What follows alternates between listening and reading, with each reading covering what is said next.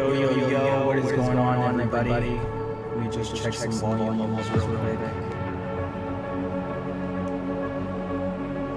Make sure we're all good on this lovely platform we all super root for. And of course, once again,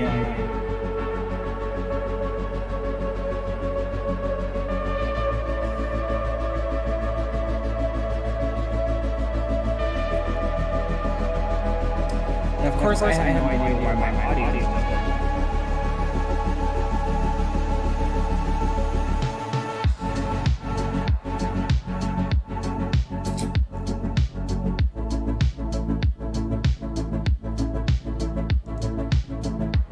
Let's see if that made a difference.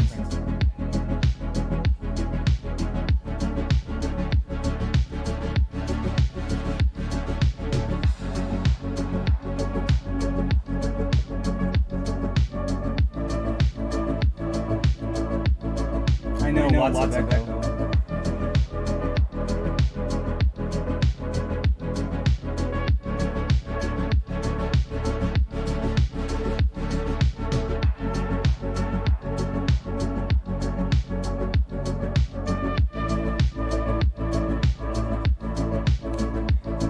This happened before, and I had to stop my stream and restart everything on my computer.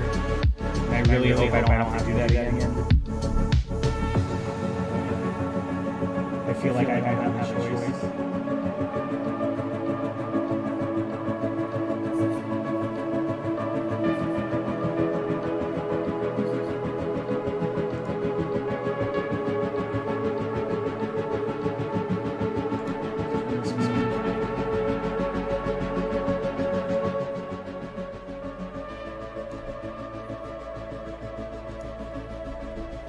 So the music was fine the whole time, but my microphone was echoing. It's weird.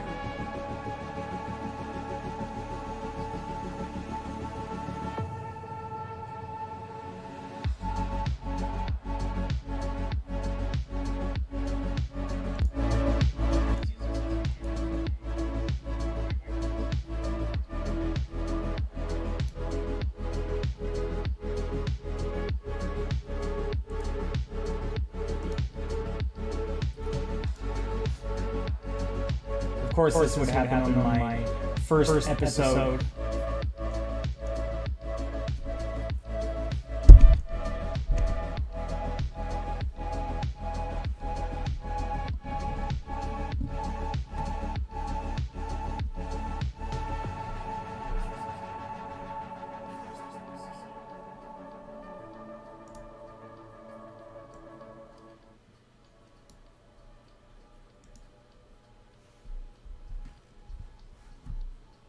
Well, that was probably too low.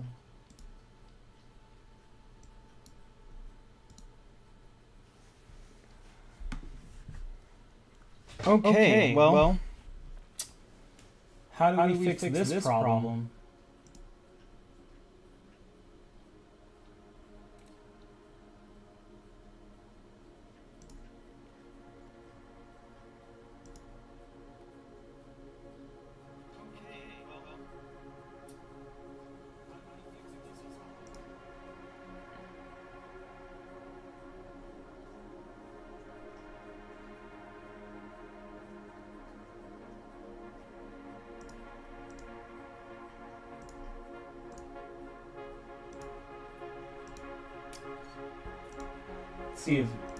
Let's try this. Let's see if this makes any difference at all whatsoever.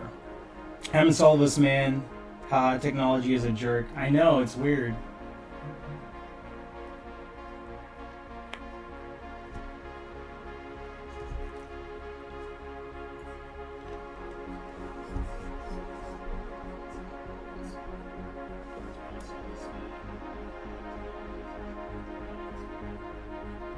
Okay, so now I'm not doubling up, but there's definitely an issue with my microphone.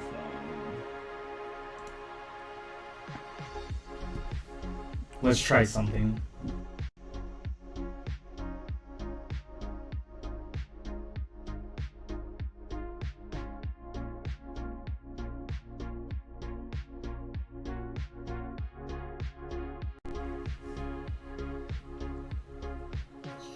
Okay, let's see. Did that help at all? Did that make it any better? Yo, what's up, Maker of Chaos? Right now we're having microphone issues, but welcome in. We're about to get started. Hopefully.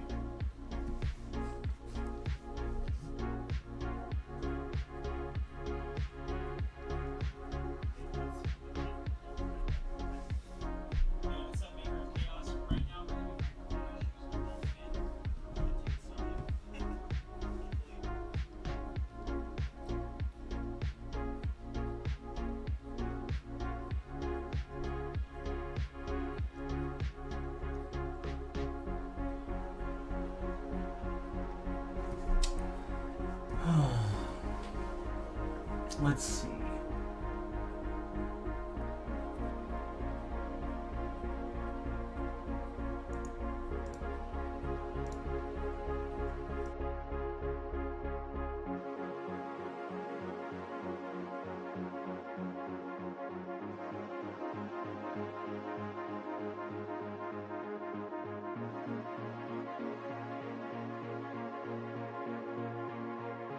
Oh shit.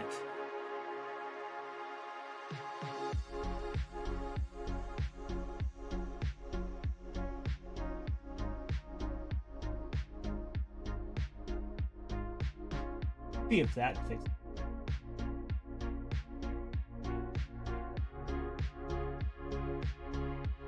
I don't think it did, but I noticed I had 2 audio input captures in my sources. Please let that be the reason.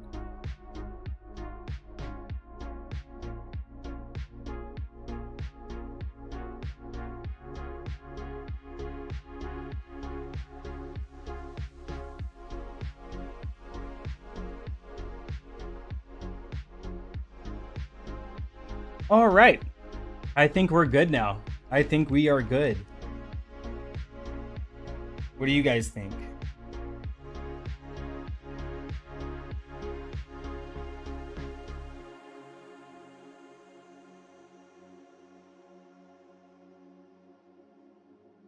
We're good now. I think we are good.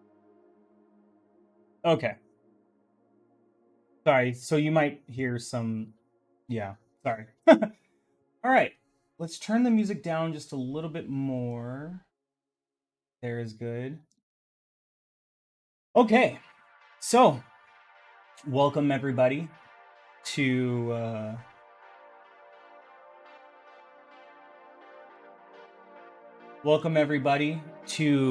the first episode of the P.O.G podcast. P.O.G can stand for whatever you'd like it to. I just turned the music down again, so let me know if it's still loud. I did want some music on in the background just because I like the vibes, but I did lower it, the desktop audio. But anyways, P.O.G stands for Players of Gaming. So the idea behind the P.O.G podcast is to bring on different people from time to time and talk news, shoot the shit, and explore the fantastic world of gaming that we all love.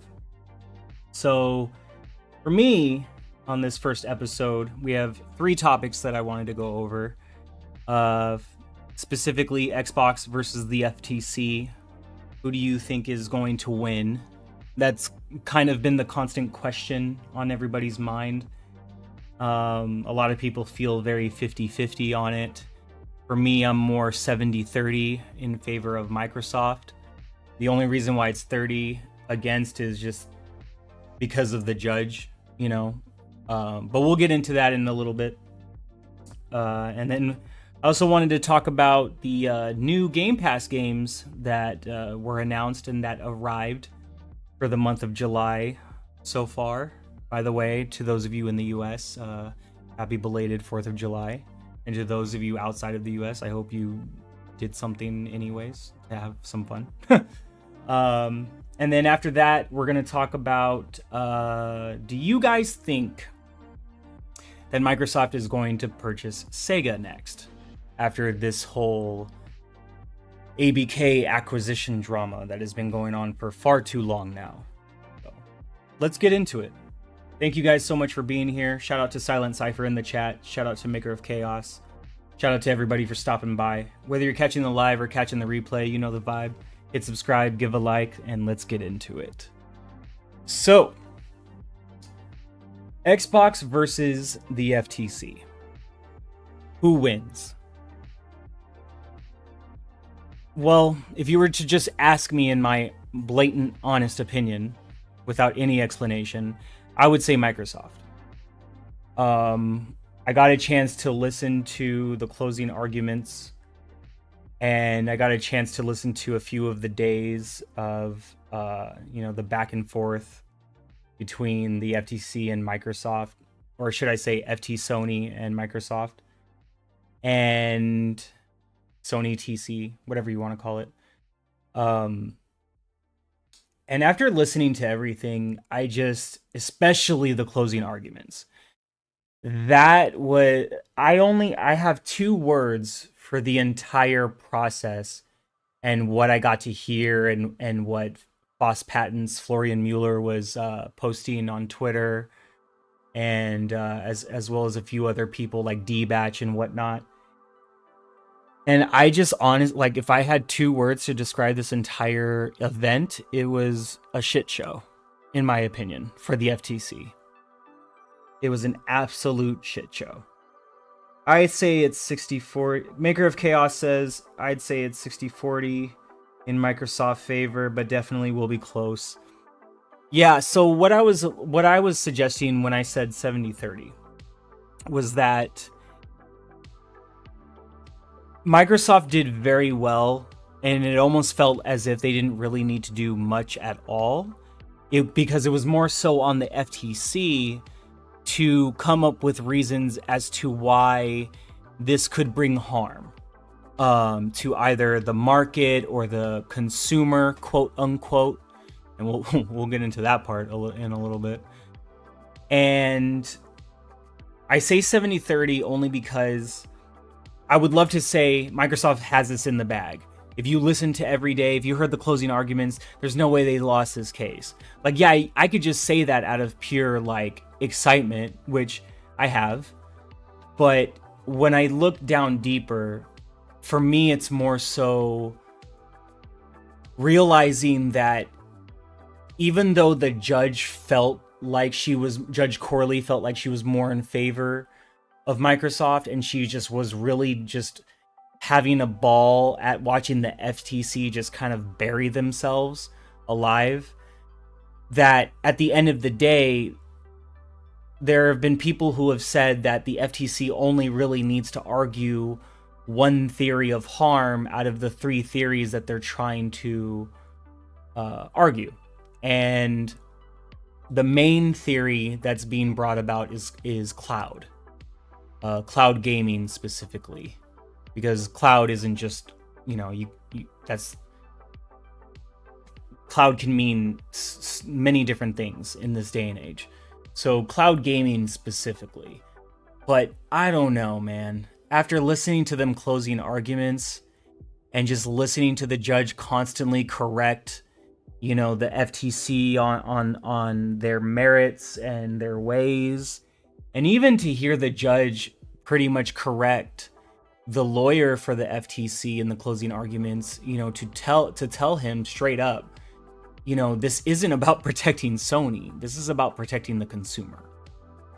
So as far as Xbox versus FTC goes, I just don't see this preliminary injunction going through. That's just my honest opinion. I know there's a lot of people out there that would disagree with me on that, and that's fine. Please let me know in the chat if you do. There's a lot of people out there that would definitely agree with me, and we've had conversations already. But whatever happens, the one thing that everybody can agree on is this is going to change the course of the gaming industry and the future of it forever. Whether this deal goes through or it doesn't, it will shape the future forever.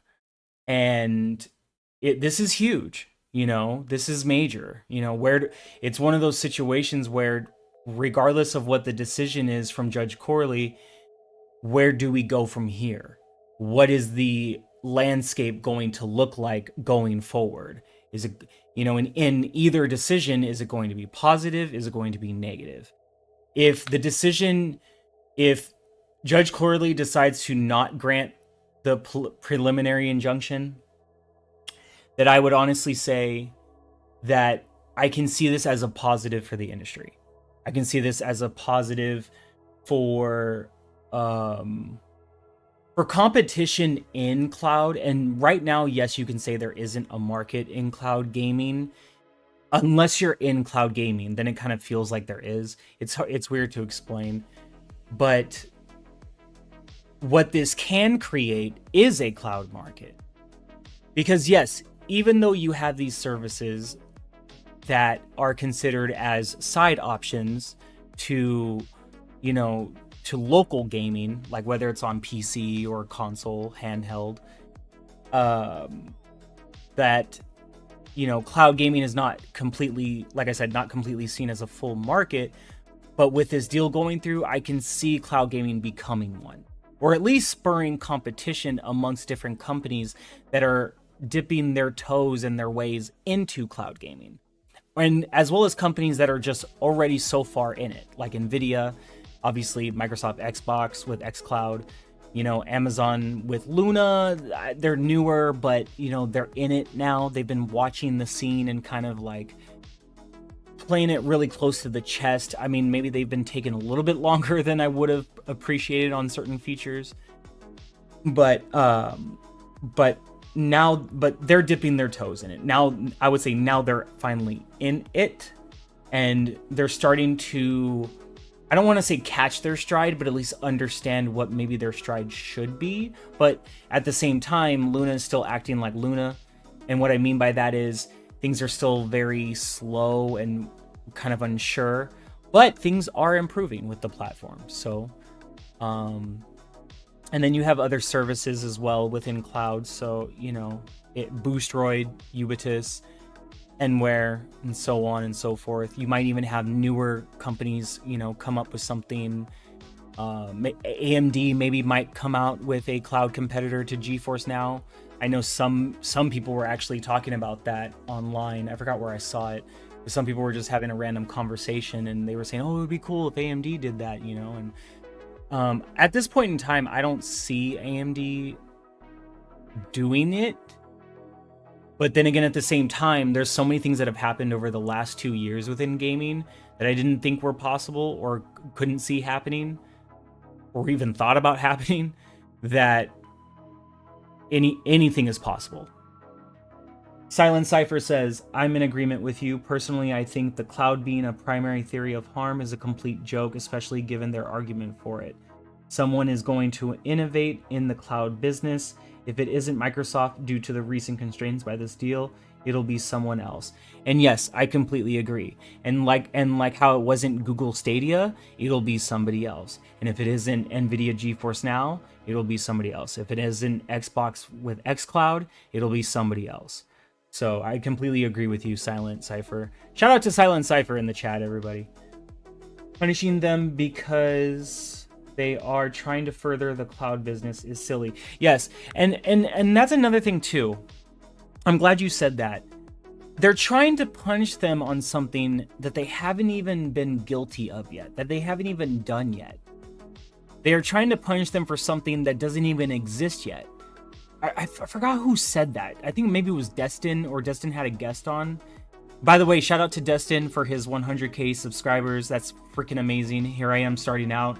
You know, I'm on my way to 50 subscribers. You know what I'm saying? We're doing pretty good so far. But shout out to Destin. I know he's been in the game for a long time, and I know he puts in a lot of good work, and a lot of hard work. And but he was covering a lot about this case. But yeah, it's ridiculous. How can you think that Xbox is punishing, would be ruining the industry or the market for other companies and whatnot and developers by making this acquisition when if it wasn't for Microsoft, these cloud services wouldn't even be getting all of these games that they're going to be getting, that they have been starting to receive. You know what I'm saying? It's mind blowing. It's absolutely mind blowing. I don't get it. I really don't. Exactly, it's only a theory of harm, not proven examples of it. Yes, but and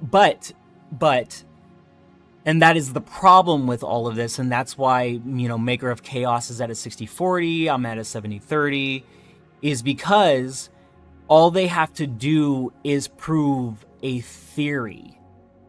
Even if the theory isn't foolproof, even if the theory might not completely make sense, but if they can prove that there might be a theory of harm, that's where it gets iffy. That's where it gets itchy, if you will, in a sense, so to speak. So, you know, it's hard.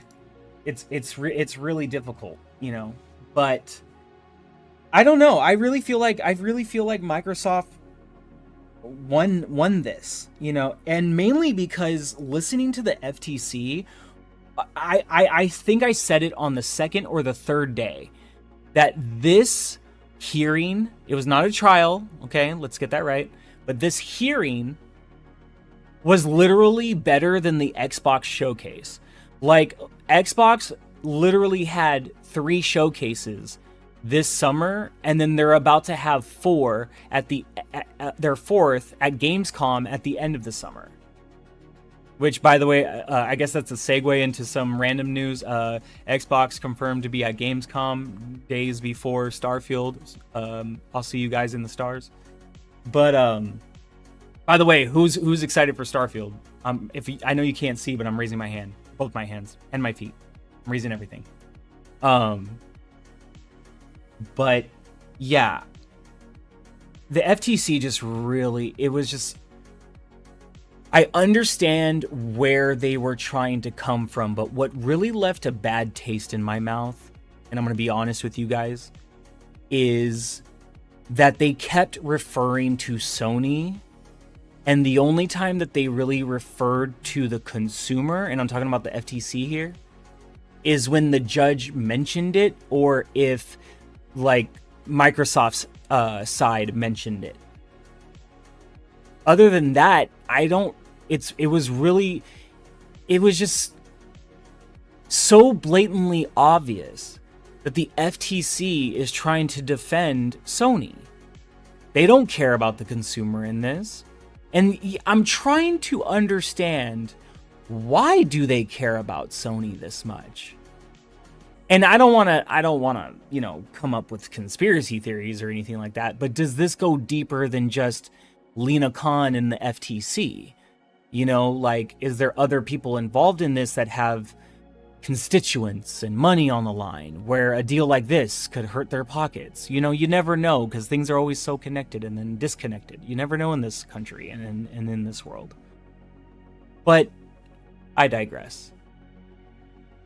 The main point is the FTC tried to come up with 3 theories of harm.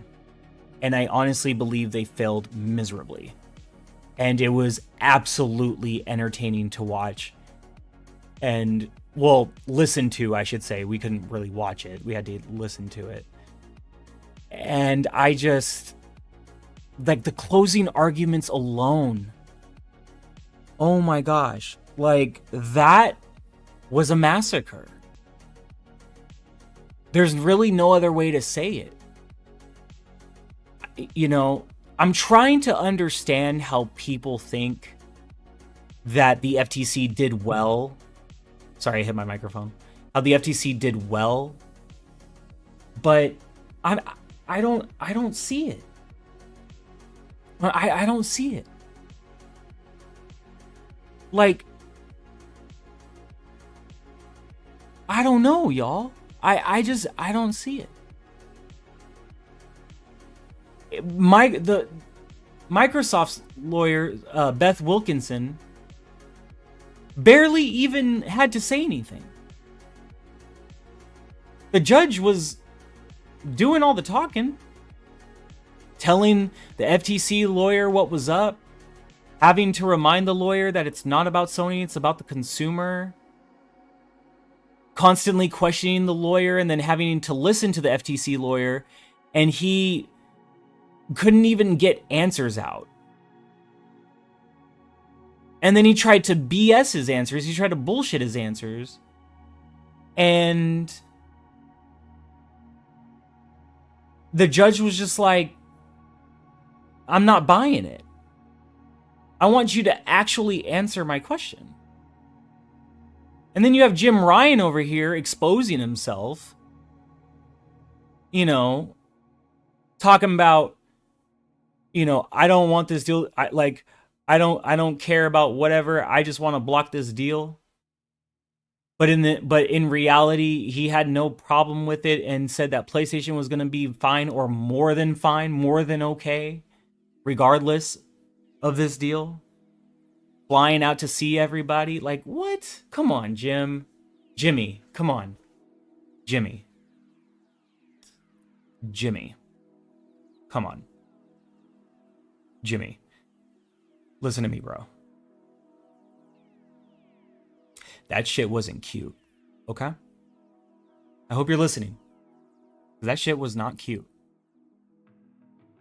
Like, if you were gonna grandstand like this for your team, which I get it, because anybody in your position should do that, at least cover your tracks to where you can back it up. And if I was, I'll be honest with you, if I was somebody who was super invested in PlayStation, super invested in Sony, and then I hear that at the hearing, after seeing what you said on Twitter and everything, months and months ago, all this crying that you were doing, I would throw my PS5 out the window. Well, no, I wouldn't. I would sell it. I'm the type of person where I can't... All companies are guilty of something. All big businesses are guilty of something. But some companies are just really, really guilty at shit. And Sony is just one of those companies where time and time again, Jim Ryan just does things to where I just cannot justify putting $500-$600 down for that plastic box because of exclusives. I'd rather wait for those exclusives to come to PC, because they're all coming anyway, baby. Silent Cypher said, let's see. Silent Cypher says they're coming up to bat for a non-American based company of which the optics are pretty dicey. It always goes deep. Yeah, Game Tech Planet, balls deep, baby. Oh shit. Welcome to the stream, bro. Shout out to Game Tech Planet. Make sure you give him a subscribe. If y'all like GeForce Now news, which, by the way, tomorrow morning at 6 a.m. PDT, or PST, however you want to say it, every Thursday is GFN Thursday, where they drop their news blog of the new games that are being released onto the GFN service, games that are now supported. And every Thursday, my boy Game Tech Planet likes to drop a video, a news video. He also does a lot of Steam Deck news and ROG Ally news, so I would really suggest you give him a subscribe. Shout out to my Uncle Jerry, Game Tech Planet. We out. All right, so there's my little promo for GTP in there. But Silent Cypher, you are absolutely correct. Can somebody please explain to me how in the hell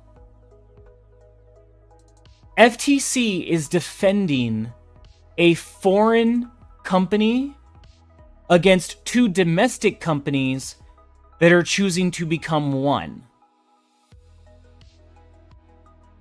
Somebody please explain that to me. Why is this happening?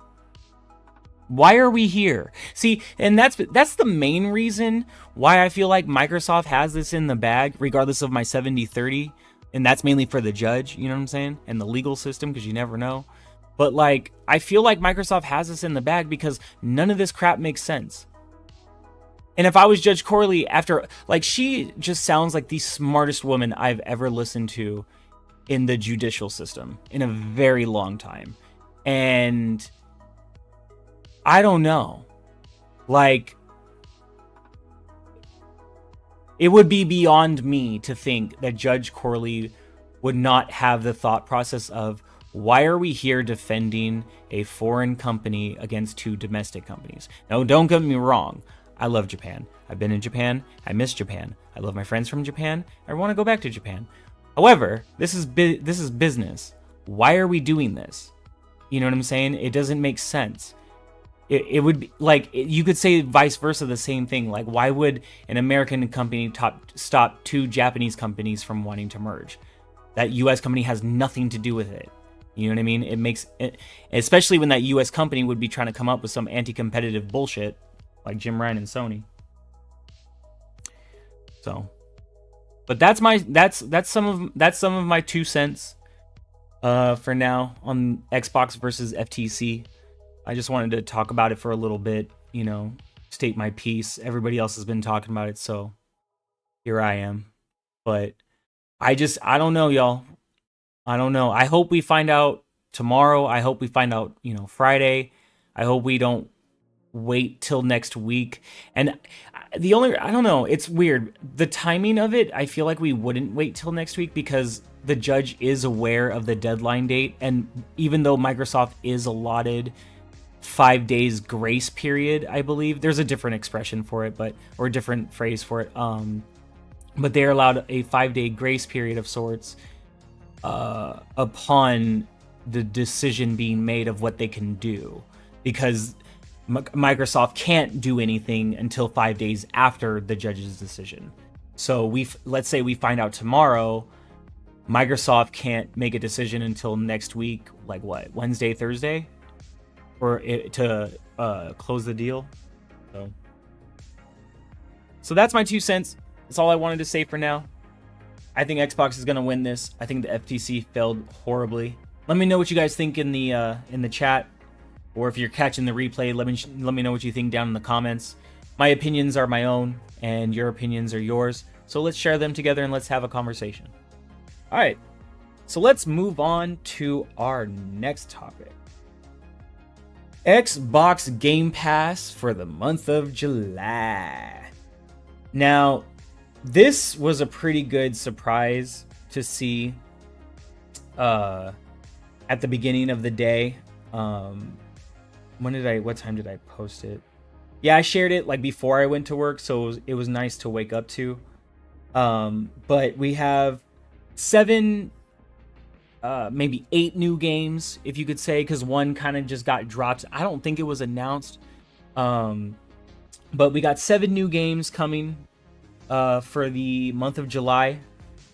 The 7 games are, and 2 of which I believe already released, and that is Grand Theft Auto 5, which is actually making its return back to Game Pass. And from what I understand, this isn't just the regular GTA 5, GTA 5, but this is the Series X and S upgraded version. So this is supposed to be like really good, and it's back on console, and it's actually also on cloud, which I think is freaking amazing. It would also be amazing if GTA 5 dropped on cloud tomorrow for GeForce Now, but just saying. And then the other game that we got, you know what? Hold on a second. Let me check. I'm looking at the wrong thing here. Hold on 1 second, y'all. I want to make sure I'm looking at the right stuff. Doo-doo.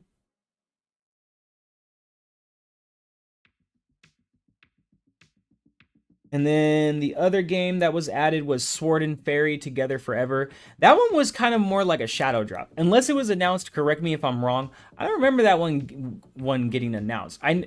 We also got Arcade Paradise 2 a few days ago. If you haven't checked that game out, it's a simulator game where you kind of rebuild a old rundown laundromat, I think, and you turn it into your own like arcade shop. So, or your own arcade, you know what I'm saying? You run your own arcade. Yeah. So anyways, that looks like a really good game. I wanted to actually check that out. We had Bramble come before that, as well as Fist. We had Bookwalker come that came with Need for Speed Unbound. But the new games that just came, Grand Theft Auto 5, like I said, console and cloud. And then we have The Cave, which also came to console and cloud. Common Hood, cloud, console, and PC. We got day and date coming Exo Primal, and I believe that is July 14th, if I'm not mistaken. And that's going to be available on all platforms, cloud, console, PC. We got McPixel 3, all 3 platforms.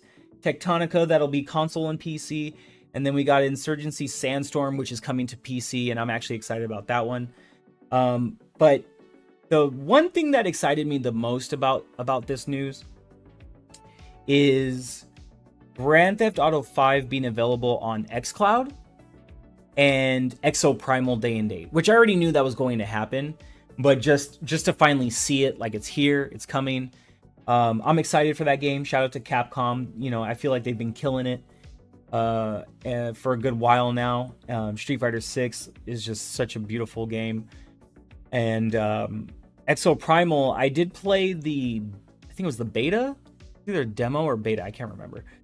Beta, I believe. And I had fun. I enjoyed it. And it was limited in what it offered, but I was excited to see like what else would come with the full game upon release. So I can't wait to see that one come out.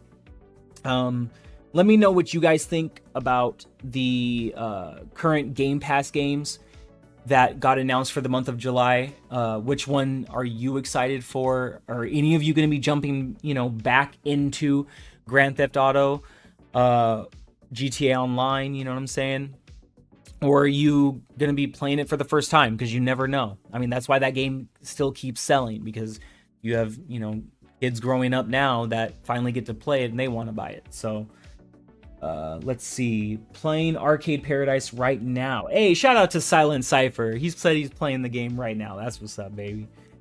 Yep, they have the standard edition and the Series X and S versions both in there. Yes, actually, you are correct. I just saw that right now when I opened my Game Pass app. I just wanted to make sure. Wasn't there a second game that was coming with GTA 5 today? I thought it was supposed to be The Cave or something. Wasn't that supposed to release? I can't remember. But I guess today was just GTA 5. But I thought it was 2 games. But yeah, I'm hyped. I'm excited. I haven't played GTA 5 in a long time. And like I said, Exo Primal should be fun, a lot of fun. Get together with some of the boys in the Discord and party up. That should be really good.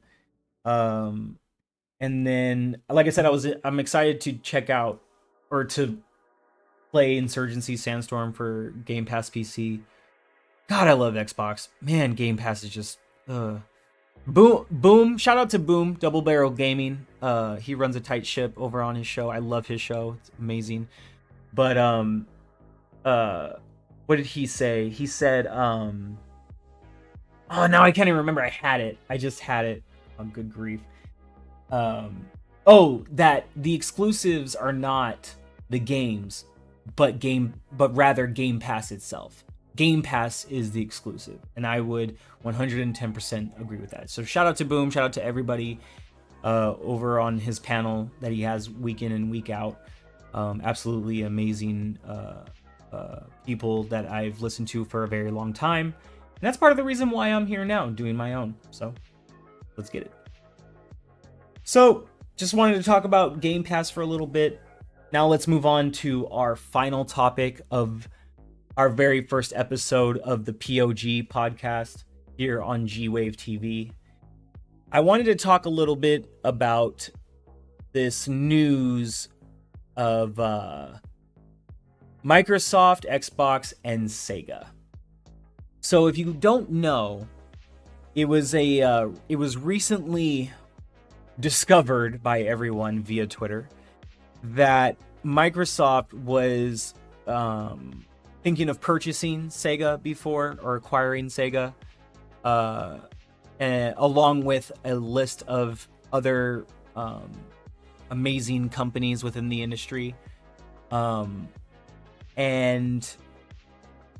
then things started to swirl more within the community about rumors about, like, is that going to be the next acquisition? And As the hearing for Microsoft versus FTC ends, Sarah Bond decides to get on Twitter and share a picture of London.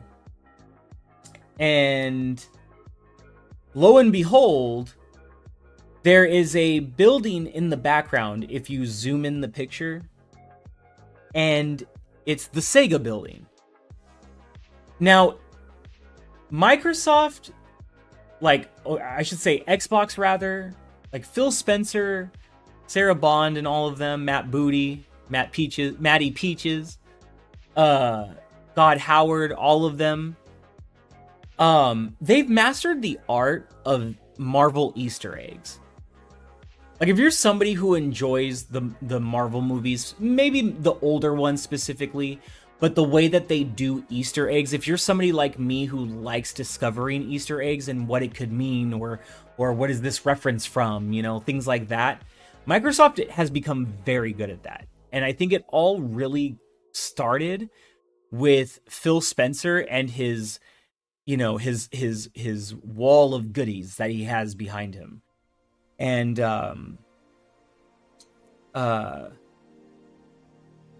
so when Miss Bond, I should say, posted this picture, everybody kind of went nuts. Like, what could this mean? Is Sega next? You know, is that the plan?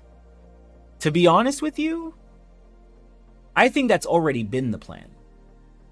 And I'll be honest with you, I feel like Sega is just waiting to see whether this acquisition of ABK finishes and ends and, you know, completes, or it doesn't. But I think that Sega has put themselves in a position to want to be acquired by Microsoft Xbox, and that this has already been in the works, but that the acquisition of ABK was more important and more prudent. That I feel like there might have been talks of between Xbox and Sega, like, look, wait, we need to take care of this first, and then we got you. You're coming home, baby. I promise. You're coming home. Now, I could be completely wrong. I could be absolutely completely wrong. I'm still trying to look into it. I'm still trying to do some research, you know what I'm saying? I'm still trying to see what is what. But from the way everything is looking right now, and like I said, how Microsoft Xbox likes to tease and drop Easter eggs for people to go nuts over, I believe it's already a done deal. It's just not so much a wait and see, but a where and when is it going to happen? When it, you know, and how is it going to get announced? That's just my quick thoughts on it, to be honest with you. I really didn't know how long I was going to cover this subject, but it was brought up a few times on a few other podcasts, and I thought about it myself, and it would just make so much sense. Now, the question is, though, should Microsoft Xbox acquire Sega next? Not like at all. Like, hell yeah, they should acquire them. But should they acquire them next? That's also been part of the discussion. Some people want Capcom, some people want WB, some people want Xbox Microsoft to just buy Sony. They're joking, I think. Half, maybe, I don't know. But it was a good laugh regardless. But the point is, who would you like to see be acquired next by Microsoft Xbox? Do I support these acquisitions? I do.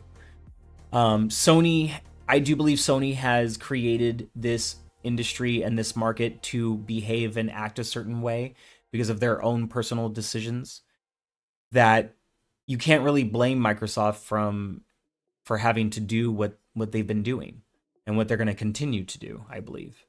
Whether it's large publishers, studios, to small ones. But that's just my honest take.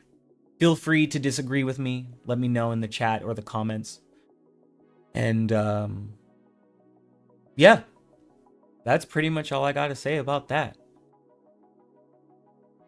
I guess the last thing I could say on it is I would like to see Sega next because I think it's time. But then I would like to see Capcom after that. And then eventually I would like to see the takeover of WB. I think that would be amazing in that order.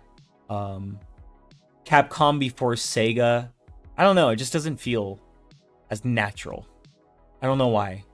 Maybe it's just because everybody's been so fixated on the idea of Sega being acquired after all of this mess, but we'll see what happens, you know? That's the fun in all of this. We'll see what happens. Nobody knows for sure until we know, right? All just speculation town. I don't know if Silent Cypher says, I don't know if Capcom happens at any point, but Sega seems pretty likely. Yeah, same.